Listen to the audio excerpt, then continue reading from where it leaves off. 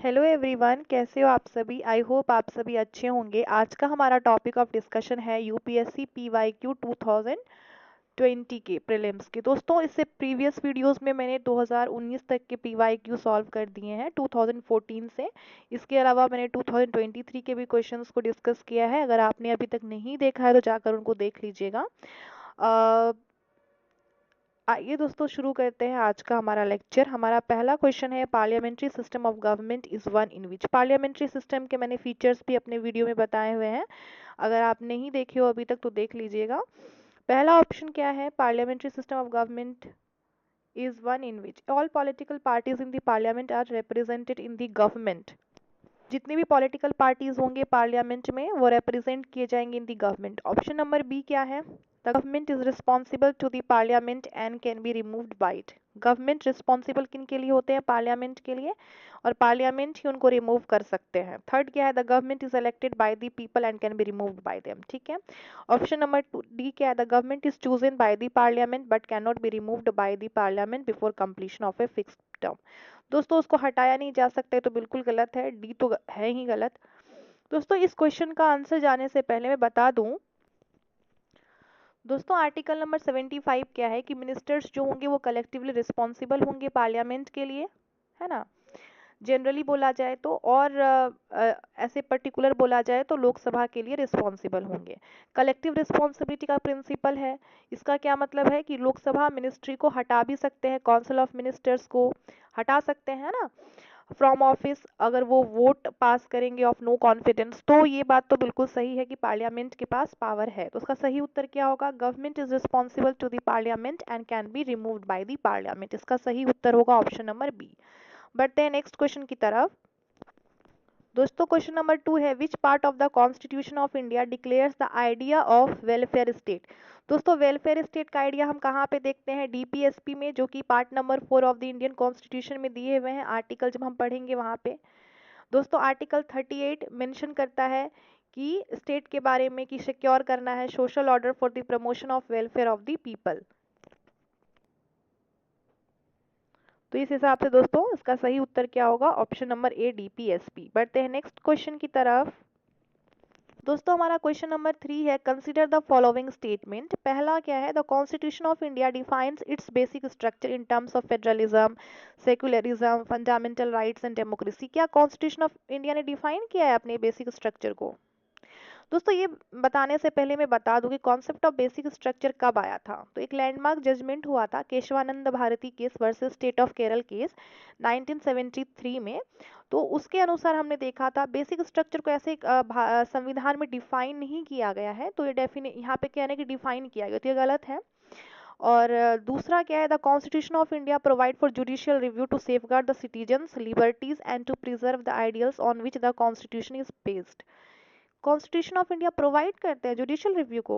दोस्तों, judicial review concept है और इसमें सिटीजन्स की लिबर्टीज को सेफगार्ड भी किए जाते हैं और जो कॉन्स्टिट्यूशन में आइडिया है उसको प्रिजर्व भी किए जाते हैं। लेकिन दोस्तों, कोई एक्सप्लिसिट प्रोविजन नहीं है इंडियन कॉन्स्टिट्यूशन में, तो कॉन्स्टिट्यूशन प्रोवाइड कैसे कर सकते हैं। ये एक इंटीग्रल पार्ट है हमारे भारतीय संविधान का, है ना। जुडिशियल रिव्यू जो एक बेसिक प्रिंसिपल में आते हैं लेकिन ऐसे एक्सप्लिसिट उसके प्रोविजंस नहीं है। इसीलिए यहाँ पे जो शब्द है ना, कॉन्स्टिट्यूशन ऑफ इंडिया प्रोवाइड्स, ये नहीं हो सकता है। तो इसका सही उत्तर क्या होगा, इसका सही उत्तर होगा डी, यानी कि नीदर वन नॉट टू। दोस्तों, हमारा क्वेश्चन नंबर 4 क्या कह रहा है, one common agreement between Gandhism and Marxism is. दोस्तों, सबसे पहले हम समझते हैं गांधी जी के जो और मार्क्सिज्म जी के जो विचार है वो कैसे मिलते थे। तो गांधी जी एक फिलोसॉफिकल एनार्किस्ट थे। एनार्किस्ट कहने का मतलब है कि जो स्टेट के अपोज होते हैं। तो वो कहते थे कि सेल्फ रेगुलेटिंग सिस्टम होना चाहिए जहाँ पे एवरीवन जो है वो हर कोई अपना ओन रूलर होना चाहिए। ये गांधी जी का कहना था। और ये जो मार्क्स थे वो मार्क्स भी कहते थे कि सोसाइटी ऐसा होना चाहिए जहाँ पे फॉर्मल इंस्टीट्यूशंस ऑफ गवर्नमेंट ना हो। तो एक इस स्टेट ये लगता है इस इंफॉर्मेशन से कि गांधी जी एंड मार्क्स जो थे इनका एम था कि भाई स्टेटलेस सोसाइटी होना चाहिए। मार्क्सिज्म भी कहते थे क्लासलेस सोसाइटी के बारे में, स्टेटलेस सोसाइटी के बारे में बात करते थे। और कार्ल मार्क्स ने भी कहा था कि कैसा होना चाहिए, प्रोलिटेरिएट का होना चाहिए, कि प्रोलिटेरिएट को कंट्रोल करना चाहिए स्टेट को और उनके प्रोडक्शन को। तो इससे क्या होगा, जितनी भी क्लास डिफरेंसेस है वो खत्म हो जाएंगे, क्लास एंटागोनिज्म्स खत्म हो जाएंगे एंड क्या हो जाएगा, स्टेट का हस्तक्षेप नहीं होना चाहिए। तो वो कहते थे कि क्या होना चाहिए, स्टेटलेस सोसाइटी होना चाहिए। तो दोस्तों इसका क्या सही उत्तर होगा, the final goal of a stateless society, यानी ऑप्शन नंबर ए। बढ़ते हैं नेक्स्ट क्वेश्चन की तरफ। Question number 5, in the context of India which one of the following is the characteristic appropriate for bureaucracy. इसके लिए कौन सा अप्रोप्रिएट कैरेक्टरिस्टिक है, किसके लिए, ब्यूरोक्रेसी के लिए। आइए दोस्तों देखते हैं कौन सा मोस्ट सुटेबल आंसर हो सकता है। पहला ऑप्शन क्या है, an agency for widening the scope of parliamentary democracy, यानी ऐसी एजेंसी जो क्या करेंगे, पार्लियामेंट्री डेमोक्रेसी के स्कोप को वाइड करेंगे, नहीं। दूसरा, can agency for strength the structure of federalism, federalism में ब्यूरोक्रेट्स क्या करेंगे, नहीं। C, an agency for facilitate political stability and economic growth, political stability and economic growth, थोड़ा सही लग रहा है दोस्तों, सटीक नहीं बैठ रहा है। डी, कैन एजेंसी और the implementation of public policy, yes दोस्तों, जो भी पब्लिक पॉलिसीज आते हैं उसको सही से इम्प्लीमेंटेशन करेंगे। तो ब्यूरोक्रेट को कौन अपॉइंट करते हैं, प्रेसिडेंट करते हैं या गवर्नर ऑफ इंडिया, ताकि क्या करें, जो भी गवर्नमेंट है उनके जो पॉलिसीज है उनको अच्छे से इम्प्लीमेंट करें। तो ये सबसे मोस्ट सुटेबल है, ऑप्शन नंबर डी। बढ़ते हैं नेक्स्ट क्वेश्चन की तरफ। दोस्तों हमारा नेक्स्ट क्वेश्चन है, the preamble to the constitution of India क्या है, part of the constitution but has no legal effect, not a part of the constitution and has no legal effect, and C क्या है, part of the constitution has the same legal effect as any other part, and fourth क्या है, part of the constitution but has no legal effect independently of other parts. दोस्तों option को, सही option कौन सा है ये जानने से पहले हमें ये तो पता है, हम कुछ बातें जान लेते हैं इसके बारे में।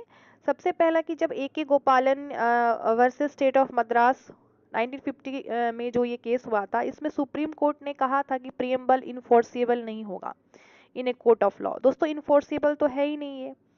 और बेरूबारी वर्सेस यूनियन केस में सुप्रीम कोर्ट ने कहा था कि preamble is not a part of the Indian constitution.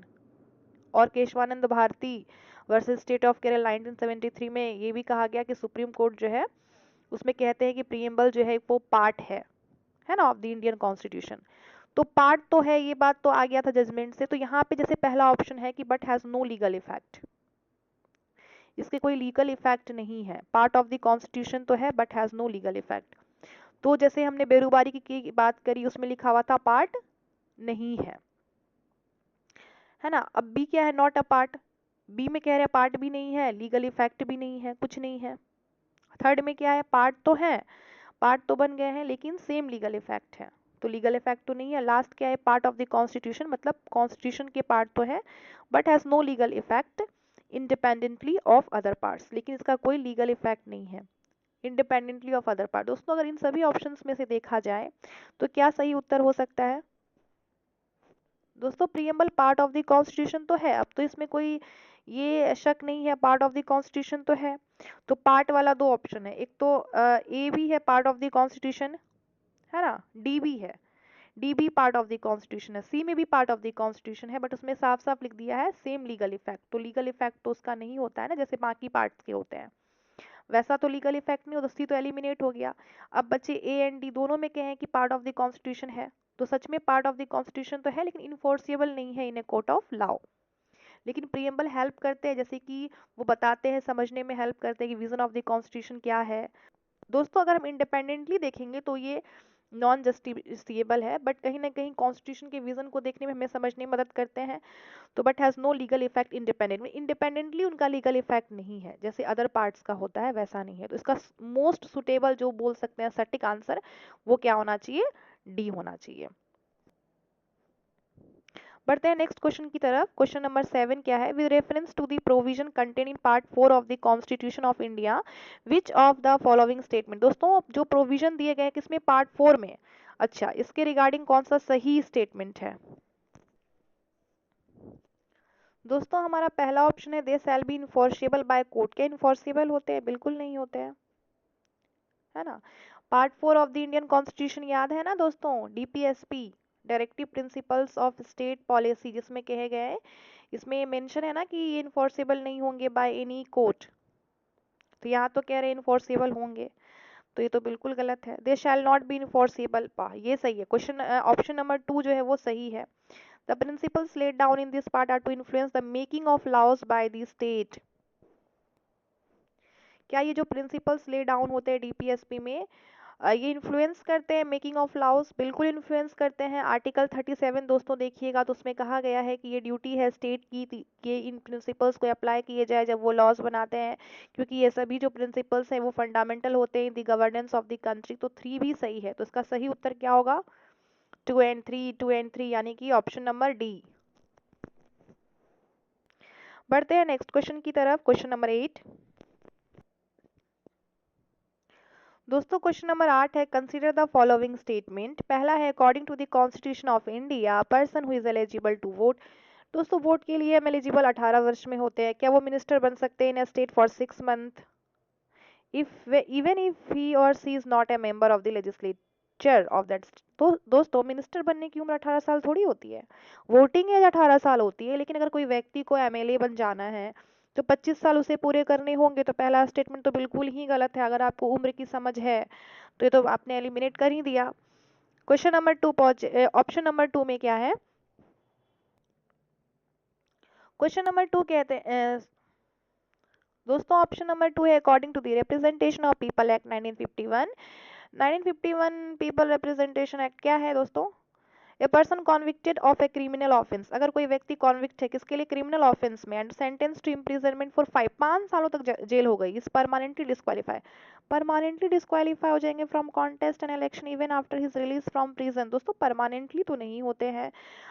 अगर आपको सही जानकारी है रिप्रेजेंटेशन ऑफ पीपल एक्ट 1951 में, तो उसके एक सेक्शन दिए हुए हैं। उसमें लिखा है कि अगर कोई व्यक्ति है जो कॉन्विक्ट होते हैं ऐसे ऑफेंस में और सेंटेंस्ड हो जाते हैं टू इम्प्रिजनमेंट और 2 साल से अधिक है, मतलब 2 साल से कम की नहीं, 2 साल से अगर वो अधिक जेल में चले गए, तब उनको डिस्क्वालीफाई किया जाएगा। वो इलेक्शन में पार्टिसिपेट नहीं कर सकते, चाहे वो एमएलए के हो चाहे वो एमपी के हो, है ना। लेकिन दोस्तों ये जो है परमानेंट डिस्क्वालिफिकेशन नहीं होता है, ये 6 साल तक के लिए होता है ना। जब वो रिलीज हो जाएंगे उसके सिंस हिज रिलीज से 6 साल के पीरियड तक के लिए होता है। दोस्तों यहाँ पे परमानेंट कह दिया, ये तो बिल्कुल गलत है ना। तो इसका सही उत्तर क्या होगा? Option number D, neither one nor two. तो दोस्तों कहाँ है ऑप्शन नंबर डी? सी ही रह गया है दोस्तों, ये थोड़ा सा मिस टाइप है, डी होगा नीदर वन नॉर टू। बढ़ते हैं नेक्स्ट क्वेश्चन की तरफ, consider the following statement. Question number 9 है कंसीडर द फॉलोइंग स्टेटमेंट। पहला option the president of India can summon a session of the parliament at such a place as ही और see things fit. यानी राष्ट्रपति जी समॉन कर सकते हैं सेशन को अगर उनको कोई ऐसा जगह पे जहाँ पे उनको फिट। दोस्तों आर्टिकल अगर आपने 85(1) पढ़ा है तो वो कहते हैं कि प्रेसिडेंट जो होते हैं टाइम टू टाइम समॉन कर सकते हैं हाउस ऑफ पार्लियामेंट और मिल सकते हैं और जैसा उनको सही लगे, जैसा वो सुटेबल समझे प्लेस को। लेकिन दोस्तों गैप जो होना चाहिए वो 6 महीने का होना, जैसे कि आज सीटिंग हुई तो 6 महीने के भीतर फिर होना चाहिए, गैप 6 मंथ से ज़्यादा नहीं होना चाहिए। मतलब जैसे लास्ट सीटिंग से 6 महीने तक ही समय है, फ्रेम है एक सेशन में। तो स्टेटमेंट 1 सही है, बिल्कुल करेक्ट, ऑप्शन नंबर 2। बढ़ते हैं the constitution of India provide for 3 sessions. 3 sessions होने चाहिए किसके? पार्लियामेंट के एक साल में, but it is not mandatory. क्या मैंडेटरी है? यहाँ लिखा हुआ है नहीं है मैंडेटरी, तीनों सेशंस करवाना मैंडेटरी नहीं है।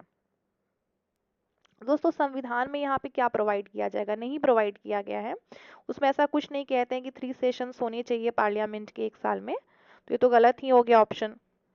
लेकिन हमने दोस्तों ये समझा ना कि सेशन के बीच जो है 6 महीने का गैप होना चाहिए, तो इस हिसाब से साल में 2 बार तो मस्ट है, एटलीस्ट 2 टाइम्स अ ईयर होना ही चाहिए।